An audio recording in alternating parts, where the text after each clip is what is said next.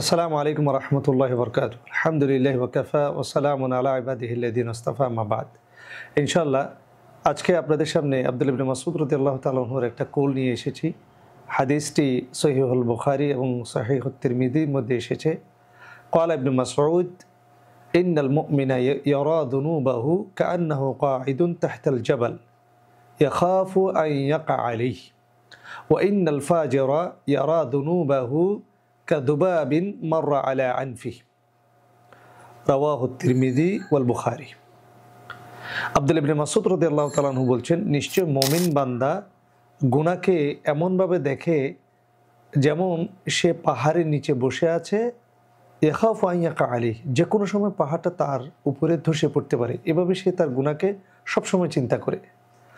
ওয়া ইন্নাল ফাজিরা, আর যে ব্যক্তি ফাসিক গুনাহগার, ইয়ারা যুনুবাহু কাযুবাবিন, আর সে তার গুনাহকে দেখে মাছির মতো, মাররা আলা আনফিহি, তার নাকের উপর বসলো একটু করে আবার চলে গেল, মানে কোনো বিষয় না।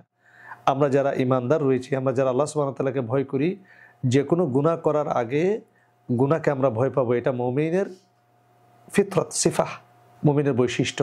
আর ফাসিক বা গুনাহগার ব্যক্তির বৈশিষ্ট্য হচ্ছে সে গুনাহকে তুচ্ছ মনে করবে, সামান্য মনে করবে। আল্লাহ সুবহানাহু ওয়া তাআলা আমাদেরকে সমস্ত ধরনের গুনাহ থেকে বিরত থেকে আল্লাহর মুত্তাকি বান্দা হওয়া তৌফিক দান করুক, আমিন। ওয়া সাল্লাল্লাহু আলা নবিয়িনা মুহাম্মদ ওয়া আলা আলিহি ওয়া সাহবিহি আজমাইন। আসসালামু আলাইকুম ওয়া রাহমাতুল্লাহ।